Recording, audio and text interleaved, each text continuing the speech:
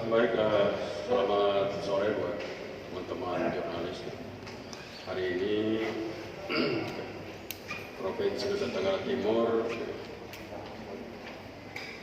menerima tamu dari Jakarta, khususnya Ketua Komisi 7 dan teman-teman untuk berbicara menanggapi gagasan untuk membangun listrik tenaga surya, tenaga matahari dari Sumba untuk bisa dijual ke Pulau Jawa. Tentunya ini bukan dasar gagasan biasa, tapi memang sudah lewat berbagai riset.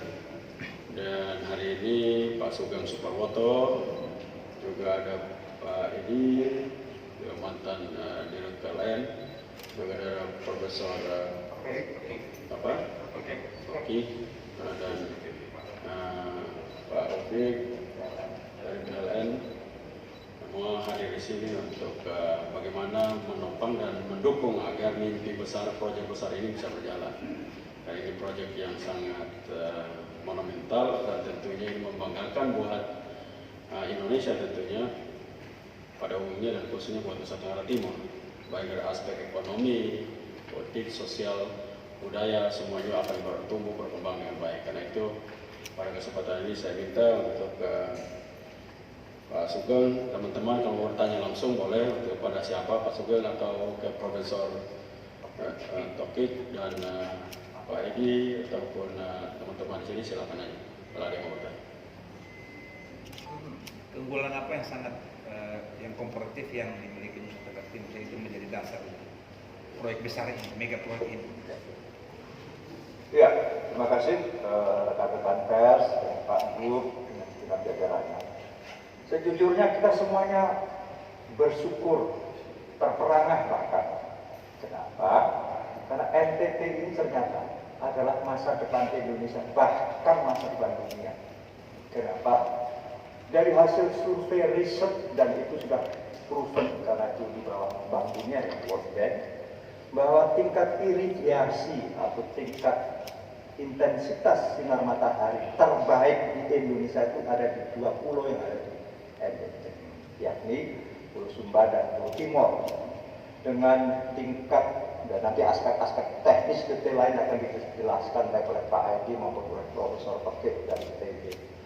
Nah inilah, di saat COVID hari ini, bagaimana juga kita memerlukan pengungkit-pengungkit ekonomi berkaitan dengan persoalan-persoalan dunia yang sedang terjadi. Maka satu-satunya pintu bahkan untuk bangkitnya ekonomi adalah melalui investasi di bidang energi baru terbarukan, apa yang disebut dengan green economy, nanti akan dijelaskan.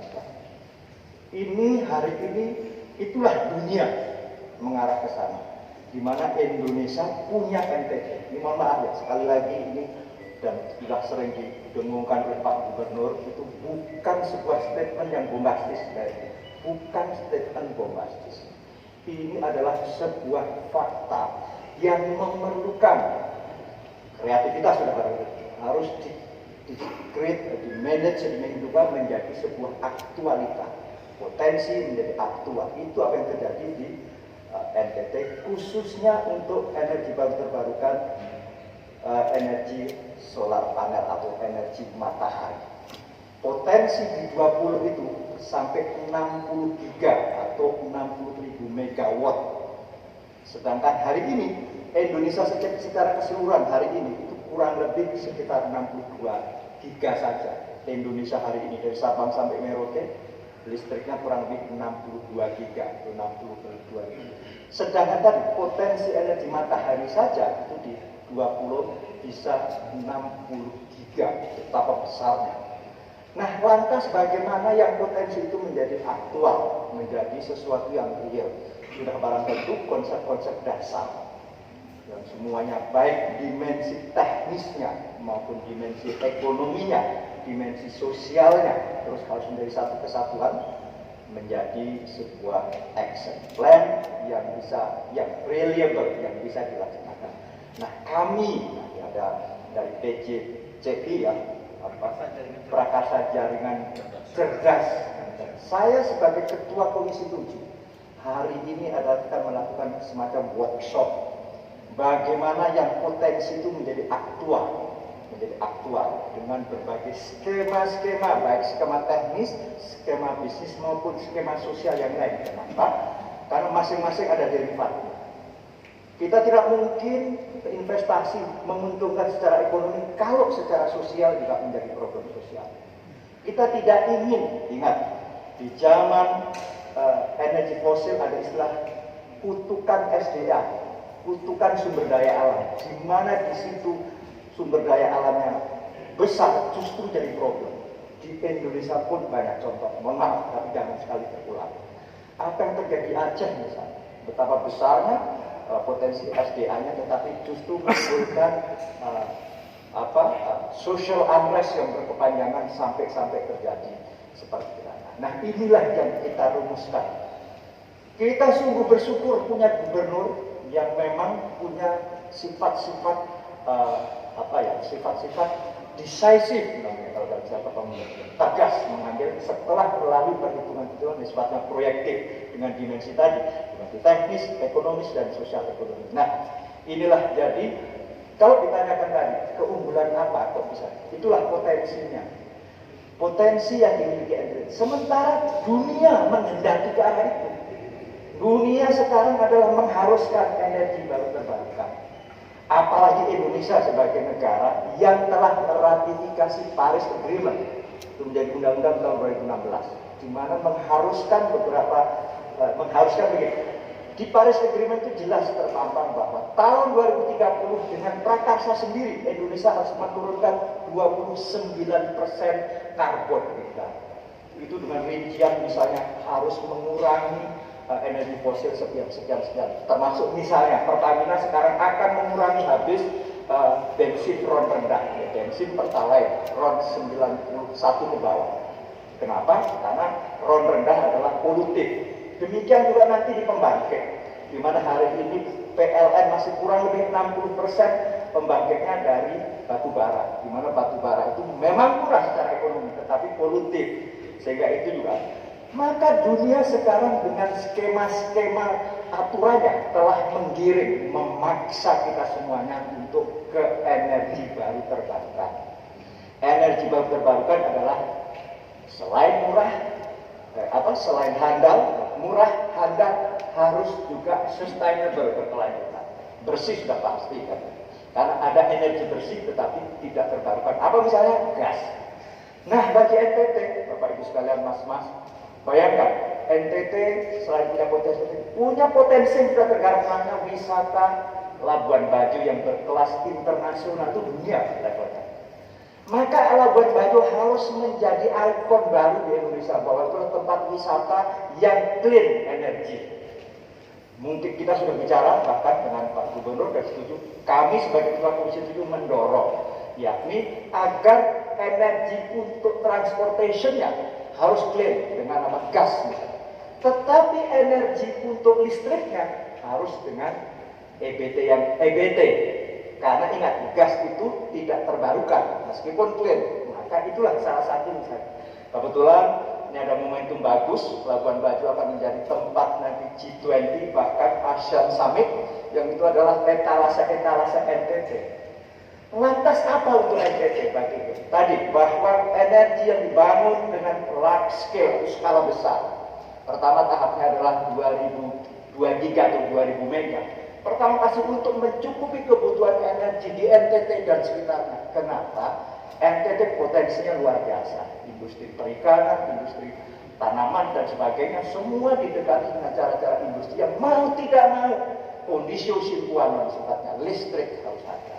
Nah itulah, dan dipastikan ini adalah listrik akan murah. Lantas kan kok Komisi 7? Oh jelas, Komisi 7 secara normatif ada 3 fungsi kan.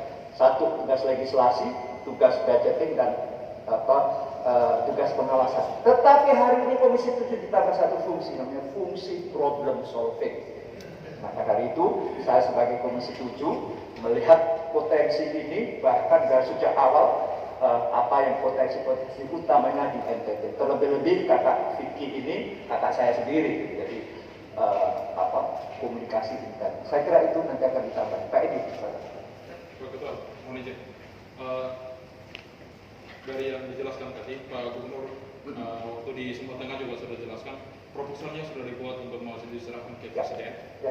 Kapan actionnya itu? Karena ini kan kita butuh. Pak Gubernur waktu lalu di Sumatera Tengah bilang Indonesia itu hanya tinggal butuh 5 tahun untuk memproduksi bahan pokok makanan dari energi fosil. Nah, sekarang butuh berapa lama? Karena kita tahu kok kadang-kadang di elit politik itu yang sering menghambat ini. Ya, betul sekali. Jadi betul, apa yang disebut dengan Pak Gubernur betul, ada istilah RE100, Renewable Energy 100%. Itu mengharuskan produk-produk yang dikelola atau diproduksi dari energi baru terbarukan. Ada sejumlah produk yang mau tidak mau Eropa konon semula tahun 2030 bahkan maju tahun 2027 harus sudah ini. Artinya tinggal 7 tahun hari ini, dan itu kan nggak tepat.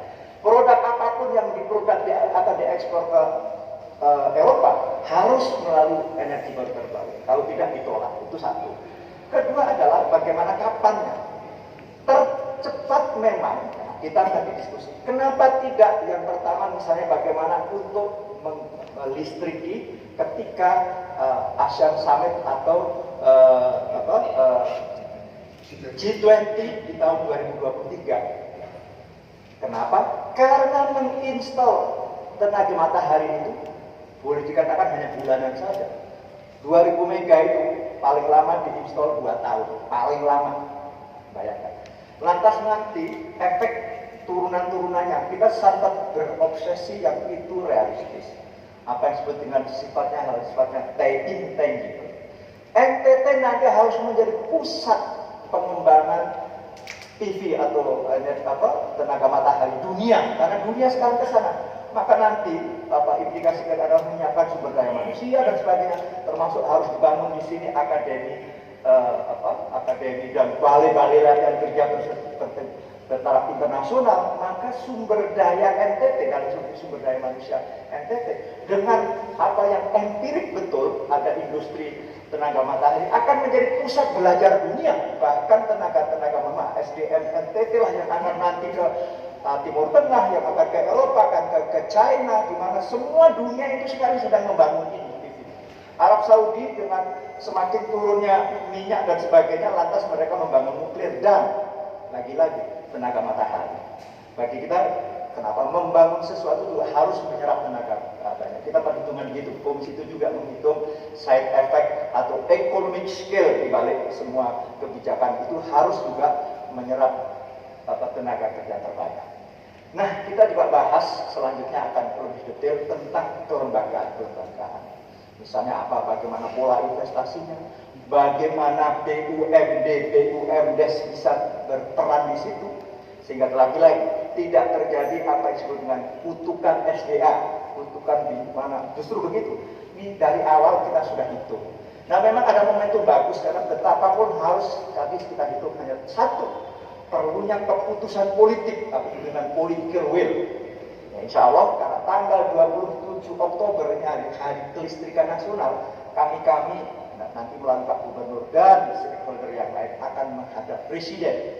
Bagaimana memaparkan ini semua untuk menjadi sebuah keputusan politik nasional. Karena ini adalah satu-satunya pintu untuk kita bangkit dengan ekonomi baik COVID maupun pasca COVID apalagi. Saya kira itu. Tambahan kita. Bapak, apakah ini juga berarti bahwa kita menepis keraguan kita 2030 ada krisis energi dunia? Saya kira ya betul. Jadi krisis energi dunia itu sekarang dari sisi fosil ya minyak misalnya produksi sekarang memang sudah melimpah di pasar. Tetapi proven reserve istilahnya P1 masing-masing penghasil negara. Indonesia misalnya proven reserve untuk minyak itu tinggal 3 miliar barrel saja. Di mana satu hari di upstream kurang lebih 800 ribu barrel. Ada skema PSC production sharing quota, lifting kita kan 710 ribu barrel misalnya. Bayangkan kalau hanya 3 miliar, kalau tidak ditemukan riset-riset baru, itu kita kurang lebih tinggal 10 tahun atau 12 tahun saja sudah habis minyak kita. Dan mohon maaf, aspek historis harus kita catat. Di mana kita main di energi fosil itu kontekstualnya tinggi sekali. Hari ini problem Indonesia adalah apa yang disebut dengan tercermin di defisit neraca perdagangan kita, karena namanya defisit energi kan begitu. Defisit neraca perdagangan semua disumbang karena kita divisi energi. Satu hari kita perlu minyak kurang lebih 1,5 juta barrel, sementara produksi minyak dalam negeri hanya kurang lebih 700.000 barrel saja. Sehari kita impor 800. Ini energi fosil dengan berbagai catatan sejarahnya sudah the end of history. Harus begitu. Kita harus masuk shifting ke energi baru terbarukan. Kalau ada istilahnya dulu oil state, istilahnya Pak Yus, sekarang ada namanya electric state, di mana sumber resource energi elektrik adalah energi sumber terbarukan ada di NTT hari ini. Nah inilah jadi kita mohon kepada semua kita, ayo terus kita sama-sama intens, aktif, bagaimana mencari formula-formula terbaik untuk kepentingan apa? Untuk kepentingan rakyat, untuk kepentingan masyarakat, dan untuk kepentingan bangsa yang lebih luas. Dan ini NTT. Ada keterlibatan investor luar, negara mana sih yang terlibat di dalam? Mau tidak mau, karena itu bagian dari namanya foreign direct investment. Ingat, Indonesia hari ini pertumbuhan minus. Yang lalu, kuartal yang lalu minus 5,2, sekarang diperkirakan tambah ke 2,3, akan minus selama 2 kuartal kurang lebih 8%. Untuk tumbuh itu perlu 3 aspek. 1, investasi, 2, ekspor, 3, konsumsi. Itulah perlunya investasi, foreign direct investment. Investasi yang bagus adalah investasi luar, bawa uang ke sini. Ekspor kita sedang mengalami problem. Memang sekarang kita mengandalkan konsumsi, dan utamanya konsumsi dari apa yang digenerate dari APBN. Maka sering kita kejar kayak kami di DPR, bagaimana serapan anggaran di masing-masing departemen, karena APBN hari ini menjadi pengungkit utama untuk kita tetap bisa survive. Nah itulah, maka perlu foreign direct investment. Itu apalagi di saat kayak begini, dan hari ini dunia yang adalah uang untuk investasi energi baru terbarukan. Bayangkan, karena sudah bank-bank besar sudah tidak akan membiayai lagi power plant berbasis batu bara misalnya. Bank dunia sudah tidak akan membiayai dan yang lain.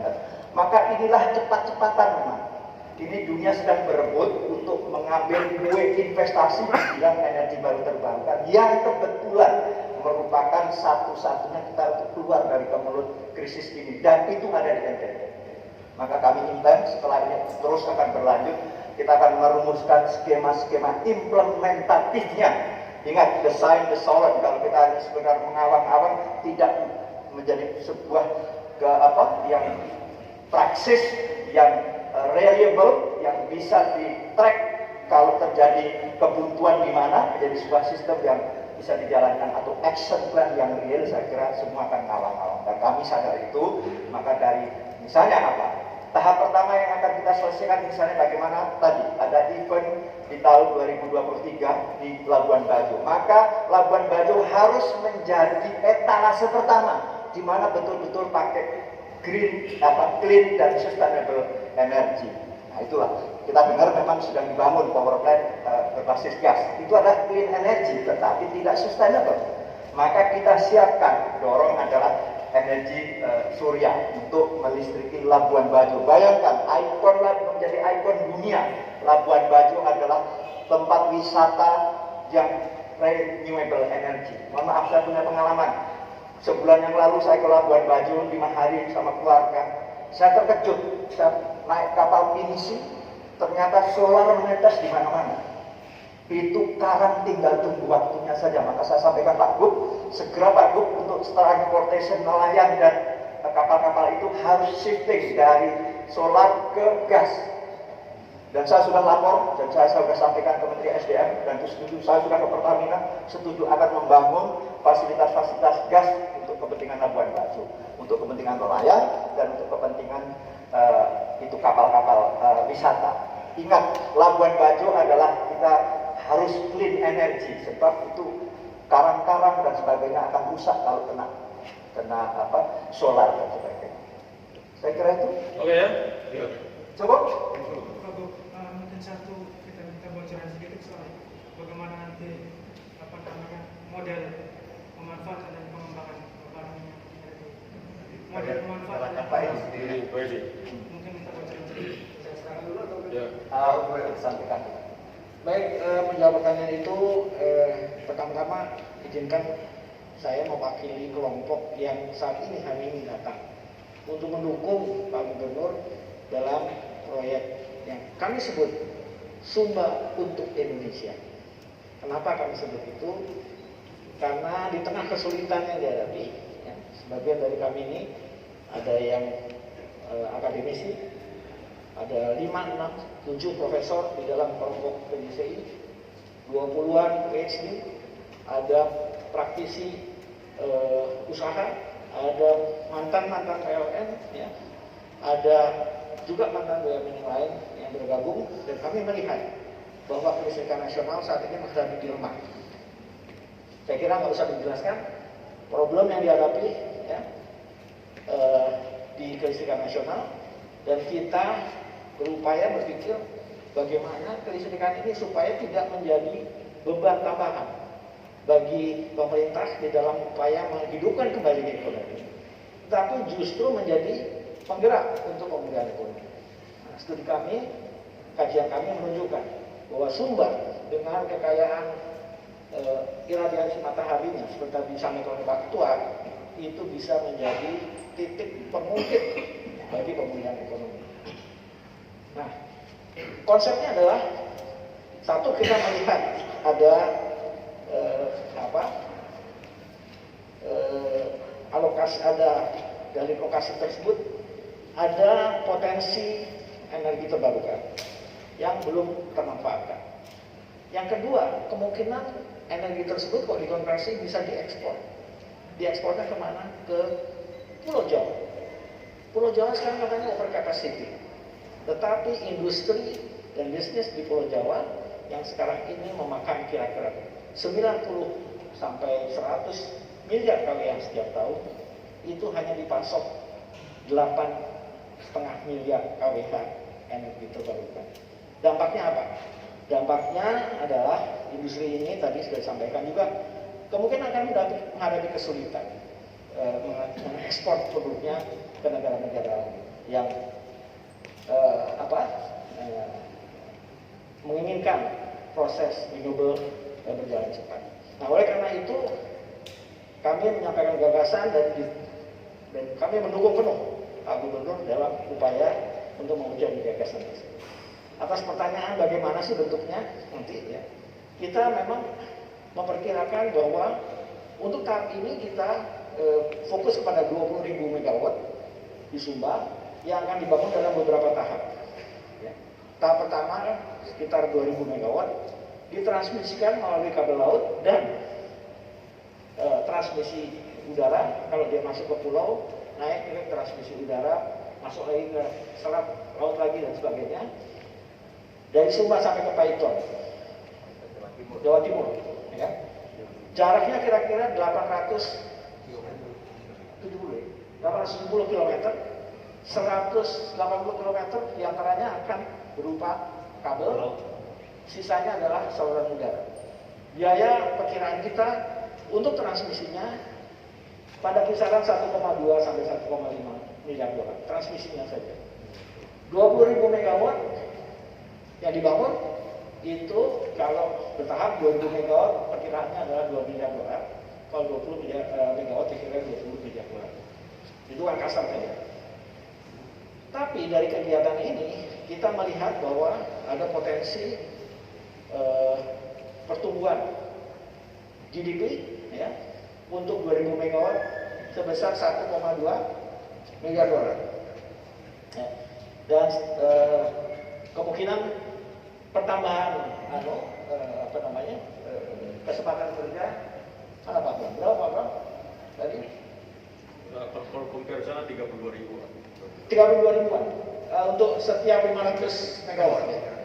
Jadi setiap 500 megawatt tambah untuk konsumsi itu kira-kira 32.000 pegawai pekerja. Jadi ini tentu merupakan suatu kegiatan yang langsung bisa menggerakkan perekonomian di Sumba maupun juga Indonesia, karena dampaknya tidak hanya pembangunan ini, tetapi ikutannya nanti banyak sekali. Ya, tentu ada kegiatan konstruksi, ada kontraktor lokal, ada akomodasi yang harus disediakan, ada pangan yang harus disediakan untuk karyawan dan sebagainya. Ini tentu punya impact yang sangat besar. Dan kami memperkirakan saat ini melihat kondisi PLN, ya, kita memperkirakan bahwa ini harus investasi swasta tadi foreign direct investment, ya, dari luar negeri membawa dolar, dan polanya adalah pola build, maintain, and transfer, dibangun, dioperasikan, ya, bersama PLN tentunya terintegrasi. Nanti setelah sekian tahun ditransfer menjadi aset. Enteng lah itu. Kami pada kesempatan ini mengucapkan terima kasih, dan ini resmi kami serahkan laporan Sumbar. Dari pidato di Sumbar Tengah itu, beliau melanjutkan dengan riset dan perhitungan secara baik, dan ini secara visual untuk dapat dilanjutkan lagi. Terima kasih. Terima kasih.